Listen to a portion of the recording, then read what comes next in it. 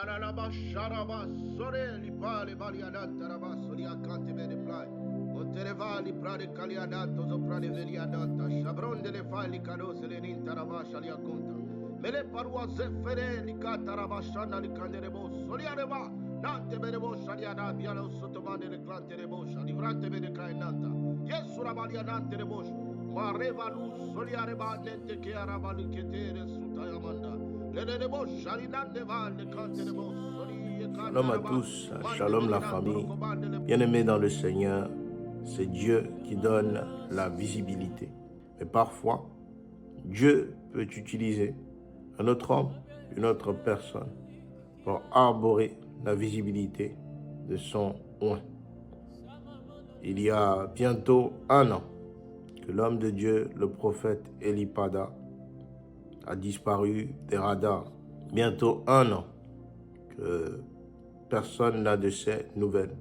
En ce 2 décembre 2024, nous nous élevons en prière parce que nous avons un compte à rebours qui a commencé.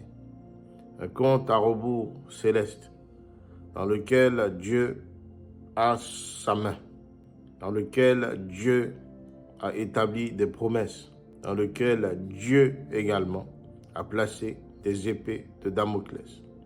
En cette journée, frères et sœurs, que nous nous agenouillons devant la face de l'Éternel et que nous demandons au Seigneur, à notre Papa Jésus, notre Dieu Tout-Puissant, qu'il agisse et que les ténèbres tombent, qu'il agisse et que le plan des hommes injustes tombe, qu'il agisse et que la victoire soit de notre côté. Je vous le dis sincèrement, frères et sœurs, mais en toute humilité. Le prophète Eli Pada a joué une part importante dans la reconnaissance que les gens font aujourd'hui de moi. Pour beaucoup, je dois au prophète Eli Pada. Voilà pourquoi j'ai un attachement particulier à cet homme de Dieu qui ne me connaît même pas, mais pour qui j'ai un profond respect, pour qui j'ai un profond amour et pour qui je prie continuellement et constamment afin qu'il retrouve les siens, afin qu'il se retrouve à nouveau dans son ministère. Le Seigneur nous a parlé d'une date qui était la mi-décembre. Et le Seigneur a bien dit que l'homme de Dieu serait parmi les siens avant la fin de cette année.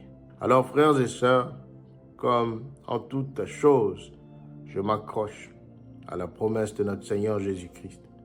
Et je crois que sa faveur agira. Quels que soient les plans ennemis qui ont été mis en place, prions, frères et sœurs, que Dieu établisse sa volonté sur l'homme de Dieu, sur le prophète Eli Pada.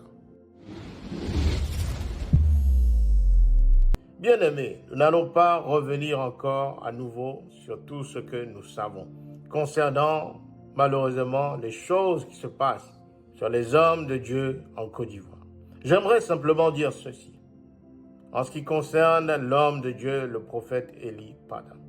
Dieu m'a montré que entre le 15 mars 2024 et le 12 décembre 2024, si l'homme de Dieu, le prophète Eli Pada, ne sort pas de là où il est, si l'homme de Dieu, le prophète Eli Pada, est toujours bâillonné à cause de ci ou à cause de ça, la colère de l'Éternel se manifestera. Et je vois des têtes qui tomberont. Et je vois des cercueils qui prennent place devant moi. Toute personne, de proche ou de loin, qui a contribué à bâillonner l'homme de l'Éternel, qui a contribué à faire taire des pasteurs de l'Éternel, recevra sa sentence. Je prie en tant que prophète de l'Éternel que toute personne qui est concernée par cette histoire se répande, demande la grâce et la faveur du ciel et permette que cet homme de Dieu puisse sortir de là où il est, puisse continuer à faire ce qu'il doit faire, à manifester la grâce et la gloire de l'Éternel pour le peuple des enfants élus.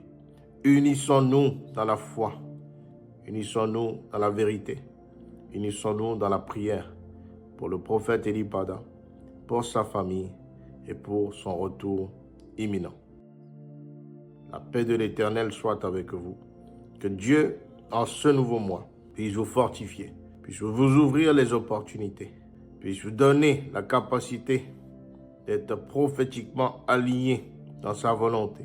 Le Seigneur m'a parlé de plusieurs choses qui sont en train d'être assemblées en cette fin d'année. Et le Seigneur oriente ma pensée sur l'unité. L'unité dans la prière, l'unité dans la vérité, l'unité dans l'amour, l'unité dans la foi, l'unité dans le jeûne. Soyez bénis dans le nom puissant et souverain de Papa Jésus. Shalom. C'est quoi? On est fatigué. Il s'évertue à travailler. Tous les samedis, il organise des programmes de prière à l'enceinte de votre église. Posez-vous la question, pourquoi de toutes les salles d'Abidjan, c'est le CNEPSI qui est sollicité de la sortie? Sous votre nez, quelque chose se passe et personne n'est là pour voir. Il y a une conspiration contre le retour de Papa Eli Pada. Il y a un complot qui est fait. Il y a une conspiration qui est faite dans le monde spirituel. Le Saint-Esprit, depuis Pierre, m'a mis à cœur que ce matin, ce culte soit un culte d'intercession. Dis avec moi, un culte d'intercession. Parce que nous sommes en guerre contre la puissance des ténèbres. Le monde spirituel nous a déclaré la guerre. Le monde des ténèbres nous a déclaré la guerre.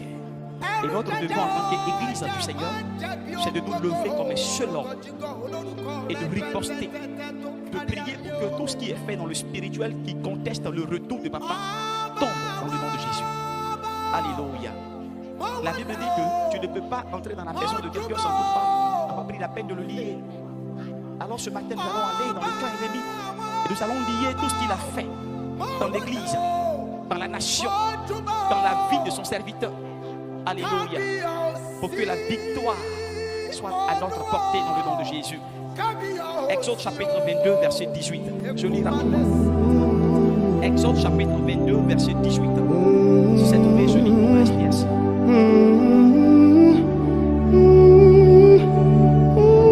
Tu ne laisseras point vivre la magicienne. Je reprends.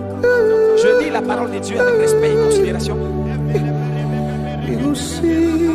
Tu ne laisseras point vivre la magicienne. Tu ne laisseras point vivre la magicienne.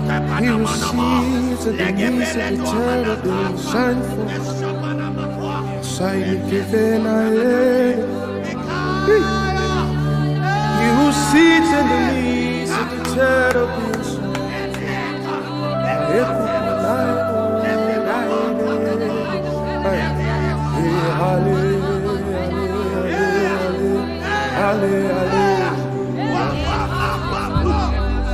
Hallelujah.